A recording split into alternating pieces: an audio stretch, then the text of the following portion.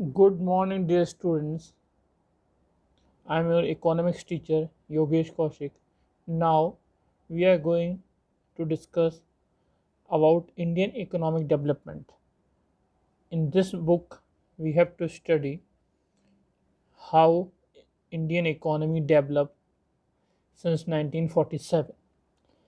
1947 के पहले क्या कंडीशन थी या उस समय क्या कंडीशन थी या उसके बाद हमने क्या डेवलपमेंट की इस बुक में हमें पढ़ना है। इसका पहला चैप्टर है इंडियन इकोनॉमी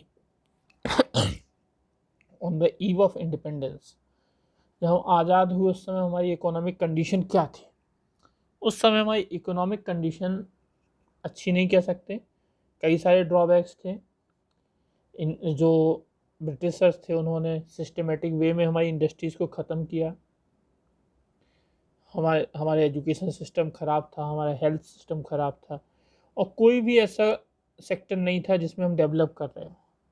यहाँ तक कि जो डेवलपमेंट, जो इंफ्रास्ट्रक्चर डेवलपमेंट, चाहे रेलवेज़ हो, रोड्स हों, केवल उतने ही डेवलप किएगा जितने उनके लिए ज़रूरी थे, जितने उनकी इकोनॉमिक वेल्थ को बढ़ाने के लिए ज़रूरी थे। जिससे ईज़िली रेलवे लाइंस के थ्रू सामान पोर्ट तक पहुंचाया जा सके या पोर्ट रॉ मटेरियल्स पोर्ट तक पहुंचाया जा सके और पोर्ट को भी डेवलप किया गया जिससे कि जो रॉ मटेरियल्स को फॉरेन कंट्रीज़ में एक्सपोर्ट किया जा सके। तो इस चैप्टर में जो हमें पढ़ना है वो पढ़ना है टोटली कि कैसे हमने इकोनॉमिक डेवलपमेंट किया है। Right, conditions in the Indian economy on the eve of independence. कौन कौन सी कंडीशन है? फर्स्ट कंडीशन थी low level of economic development. Low level of economic development that means economic development बहुत धीमे तरीके से हुआ। India's per capita income was very low. ठीक है, India's national income was also low और कोई सिंसियर अटेम्प्ट नहीं किया गया कि उसको इम्प्रूव किया जा सके। According to doctor B.K.R.V. Roy suggested that growth rate of GDP was about 2%, while the growth of per capita output was 0.5% per annum. उस समय इतना लो था। जीडीपी में से प्रोडक्शन कितना था? 2% पर एनम का ग्रोथ रेट था। हर साल हर पर ईयर 2% बढ़ती थी। वहीं जो पर कैपिटा इनकम थी, प्रति व्यक्ति आय थी, कैसे निकालते हैं? National income upon total population. तो पर कैपिटा इनकम की जो ग्रोथ रेट थी 0.5%, दैट मीन्स आधा % थी, जो कि बहुत कम थी। Backward agricultural sector, agriculture sector बहुत था due to land tenure system, zamindari system, land tenure system, tenant system. Zamindari system क्या था? जमींदार को लैंड का ओनर बना दिया गया, जो उस ज़मीन पे खेती करने वाले किसान थे उनको मजदूर बना दिया गया और पूरा खर्चा कौन करता था? किसान करता था, लेकिन उसका बेनिफिट कौन लेता था? जमींदार लेता था। जमींदार को राइट दे दिए गए रेंट वसूल करने के। अब रेंट वो चाहे जितना, अगर 100 रुपये रेंट था गवर्नमेंट को देना पड़ता था फिक्स, लेकिन वो किसानों से लेता था 200 रुपये या 300 रुपये। दैट मीन्स कई गुना बढ़ा के लेता था, जिसको वो अपने लग्जरीज के ऊपर खर्च करता था। Forced commercialisation of agriculture. Commercialisation of agriculture means like 10th में आपने पढ़ा हो ओपियम, अफीम एंड इंडिगो, नील की खेती और ओपियम की खेती ज़बरदस्ती करने के लिए किसानों को मजबूर किया गया। लेकिन नील की खेती किस लिए होती थी? नील जो डाई करने के लिए काम आता था, जो ब्लीच करने के लिए काम आता था। जो ब्रिटेन में इंडस्ट्री थी, कपड़ा इंडस्ट्री, कॉटन क्लॉथ, उसको उसमें यूज़ करते थे एज अ डाई। तो उसके लिए नील पैदा होता था। नील जिस ज़मीन में पैदा होता वो ज़मीन क्या होती थी? बिल्कुल बंजर, उसमें कोई भी और फसल पैदा नहीं होती थी। ज़बरदस्ती लोगों को मजबूर किया गया। दूसरा ओपियम जैसे 10th में आप लोगों ने पढ़ा होगा SST में कि किस तरीके से ओपियम चाइना को देके वो चाइना से टी खरीदते थे। तो इसलिए दोनों तरीके से कमर्शियलाइज़ किया गया, ज़बरदस्ती उनको ऐसी चीज़ें पैदा करने के लिए मजबूर किया गया कि जिसको वो मार्केट में बेचकर ब्रिटिशर्स लंबा पैसा कमा सके। पार्टीशन ऑफ द कंट्री के पार्टीशन का भी एडवर्स इफेक्ट हमारे एग्रीकल्चर सेक्टर के ऊपर पड़ा कि पार्टीशन से जो एग्रीकल्चर और साथ में आपका इंडस्ट्रियल सेक्टर के ऊपर पड़ा। जो प्रोडक्टिव एरियाज़ थे, जैसे एग्जांपल्स के साथ मैं समझाना चाहूँगा कि जो जो एरिया जहाँ पे जूट ज़्यादा पैदा होता था, जैसे मुल्तान हो गया, इस तरफ जूट ज़्यादा पैदा होता था, तो वो एरिया कहाँ चले गए, पाकिस्तान में। लेकिन जूट को जो कन्वर्ट करते थे फिनिश्ड गुड में, वो इंडस्ट्री रह गई इंडिया में। तो इससे रॉ मटेरियल की कमी हुई, तो इससे इंडस्ट्री भी इफेक्ट हुई। जो एग्रीकल्चर सेक्टर था वो भी इनएफिशिएंट रहा कि वो चीज़ों को प्रोड्यूस कर सके। अब सेकेंड, इसका थर्ड पॉइंट है less developed industrial sector. Industrial sector उतना डेवलप नहीं था जितना डेवलप उनको होना चाहिए था। Deindustrialisation, decline of Indian handicraft industry. अंग्रेजों के आने से पहले इंडिया की जो हैंडीक्राफ्ट इंडस्ट्री थी वर्ल्ड फेमस थी। उसके इंडिया अपने सामान को, हैंडीक्राफ्ट आइटम्स थे, उसको पूरे वर्ल्ड में बेचा करता था। लेकिन अंग्रेजों ने सिस्टमेटिक वे में उसको ख़त्म किया, हाई टैक्सेस लगाए, जिससे कि जो चीज़ें महंगी हो गई, लोगों ने उसको खरीदना बंद कर दिया, जिससे उससे रिलेटेड जो इंडस्ट्री थी वो इंडिया में क्या हो गई, बंद हो गई। कैपिटल गुड इंडस्ट्रीज वे लैकिंग। इंडिया में कैपिटल गुड्स इंडस्ट्री की कमी थी। कैपिटल गुड्स इंडस्ट्री जो ऐसी कंट्री जो मशीन बनाती थी, तो कैपिटल गुड्स इंडस्ट्री मशीन या आयरन एंड स्टील कंपनी, केवल उस समय दो कंपनी थी, एक टाटा की थी, एक बिरला की थी। दो कंपनी थी जो आयरन स्टील से जुड़ी हुई थी। बाकी उसके अलावा कोई हैवी इंडस्ट्रीज़ को डेवलप करने की कोई सीरियस अटेम्प्ट नहीं किया गया। Limited operation of public sector. Public sector limited था, गवर्नमेंट की कंपनीज थी नहीं थी। जो भी कंपनी थी प्राइवेट सेक्टर की थी, ठीक है। और प्राइवेट सेक्टर में भी किनकी, जो अंग्रेजों के पेट्रोनेज था जिनको, जैसे जमशेदजी, नौसेरजी टाटा, टिस्को जिन्होंने बनाई, टिस्को के जो ओनर थे टाटा, वो अंग्रेजों के ज़्यादा निकट थे, तो उनको ज़्यादा, केवल ऐसी इंडस्ट्री डेवलप हुआ है जो अंग्रेजों के ज़्यादा निकट थी। Discriminatory tariff policy. Tariff policy discriminated थी। ये 10th में पढ़ा भी होगा कि कॉटन का सामान टैक्स फ्री यहाँ से जाता था, यहाँ से कोई टैक्स नहीं लगता था। कॉटन जो रॉ मटेरियल था, रुई जैसे कपड़े बनते थे, वो टैक्स फ्री होके इंग्लैंड जाता था और वहाँ से टैक्स फ्री होके वापस आता था गुड्स बन के। तो इससे क्या होता है, टैरिफ फ्री के होने से क्या होगा, चीज़ें सस्ती होंगी, जिसकी मार्केट में उसकी डिमांड बढ़ गई, जिसका बेनिफिट किसको मिला, अंग्रेज़ों को मिला, क्योंकि जो ब्रिटिशर्स थे वही कॉटन का कपड़ा बना रहे थे मशीन से। Competition of machine made product. Machine made product से कंपटीशन हो गया, जो obviously handmade product quality wise उतना अच्छा नहीं होता, लुक वाइज उतना अच्छा नहीं होता, लेकिन जो मशीन से कपड़ा बनता है वो लुक वाइज भी अच्छा होता है, सस्ता भी पड़ता है, जिसका कहीं ना कहीं एडवर्स इफेक्ट हमारी इंडस्ट्री के ऊपर पड़ा। क्योंकि जो कपड़ा यहाँ पर बनाते थे उस पर टैक्सेस वो ज़्यादा लेते थे, जिससे चीज़ें महंगी पड़ती, तो वहाँ के लोगों ने खरीदना इसको कर दिया बंद। अब वो वहाँ के कपड़े वहीं पे बनाने लगे, कॉटन ले जाते थे, कॉटन को कन्वर्ट करते थे कपड़े में और वो बेचते थे मशीन से बना के, जिससे उनकी इनकम बढ़ गई। इंडिया की जो कॉटन इंडस्ट्री थी वो सिस्टमेटिक वे में ख़त्म हो गई। Introduction of railways in India. Obviously railway sector develop जरूर किया गया, लेकिन रेलवे सेक्टर डेवलप करने के पीछे 1850 में जब रेलवेज आया इंडिया में, तो उस समय पे क्या था, उस समय पे केवल इसलिए लाया गया अंग्रेजों ने कि उनको अपना सामान जो एक लिमिटेड मार्केट में बेचा जाता था उसको पूरे इंडिया में भेजना था। पूरे इंडिया में भेजने के लिए, इससे उनकी मार्केट का, जिससे अंग्रेजों के गुड्स का मार्केट बढ़ सके, इसके लिए उन्होंने पूरे इंडिया में भेजने के लिए रेलवेज लगाया। और रेलवे केवल उतना शुरू किया कि जहाँ तक उनके इकोनॉमिक इंटरेस्ट थे।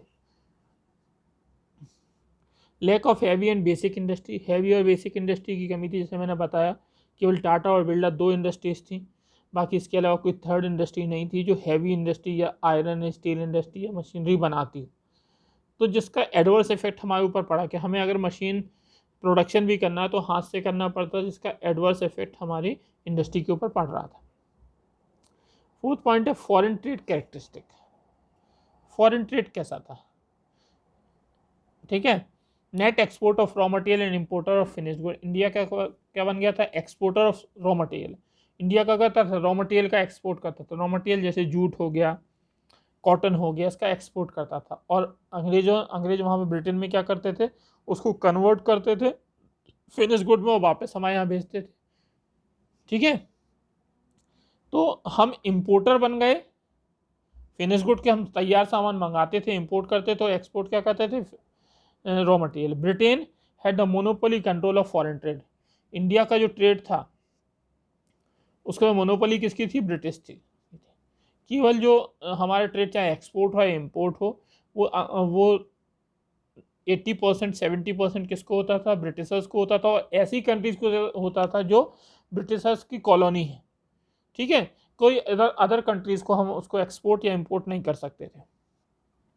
Drain of India's wealth, obviously जो इंडिया की वेल्थ कमा तो इंडिया से रहे थे, लेकिन इंडिया की जो वेल्थ थी उसको भेज रहे थे ब्रिटेन, या उसके एडमिनिस्ट्रेटिव खर्चे जो भी एडमिनिस्ट्रेटिव खर्चे या फर्स्ट या सेकेंड वर्ल्ड वॉर के खर्चे थे, पूरा खर्चा किससे निकाला गया? पूरा इंडिया के इनकम से निकाला गया। इंडिया से जो उन्होंने कमाया वो यहाँ से निकाला। ठीक है। Adverse demographic condition, demographic condition क्या थी? एडवर्स थी। High death in birth rate, India में डेथ रेट और बर्थ रेट ज़्यादा थी, 40 पर 1000 डेथ रेट थी और बर्थ रेट थी 48 पर 1000। ठीक है, जो कि बहुत ज़्यादा थी। हाई इन्फेंट मोर्टेलिटी रेट 218 पर 1000। मोर्टेलिटी रेट, इन्फेंट मोर्टेलिटी मतलब एक साल के अंदर बच्चों का मर जाना, तो उसमें क्या होता था कि 1000 बच्चे पैदा होते, उसमें 218 बच्चे ऐसे होते थे जो एक साल के अंदर विद इन 1 ईयर ख़त्म हो जाते थे। मास इलिटरेसी 84% इलिटरेट। ऑब्वियसली आज हमारे यहाँ जो लिटरेसी रेट है वो 74-80% के आसपास है।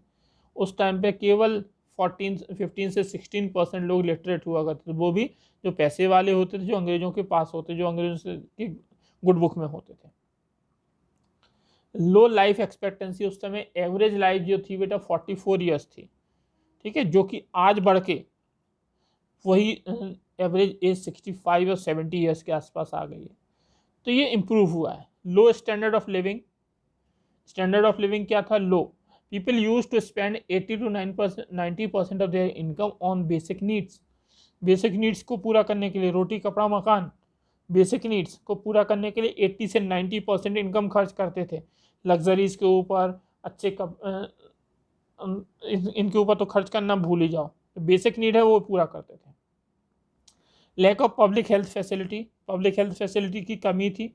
हॉस्पिटल्स नहीं थे, अच्छे डॉक्टर्स नहीं थे उस समय पे। हॉस्पिटल जो थे अंग्रेज़ों के, हो सकता है उसमें इंडियन का ट्रीटमेंट ही ना होता हो, या ट्रीटमेंट बहुत इतने अच्छे से ना होता हो जितने अच्छे से करना चाहिए। Female literacy level 7% female literate थी, बाकी 93% वीमेन इनलिटरेट थी। आज जो बढ़ के 55% से 60% फीमेल लिटरेसी रेट हो गया है। ठीक है, हम कहीं आगे निकल गए।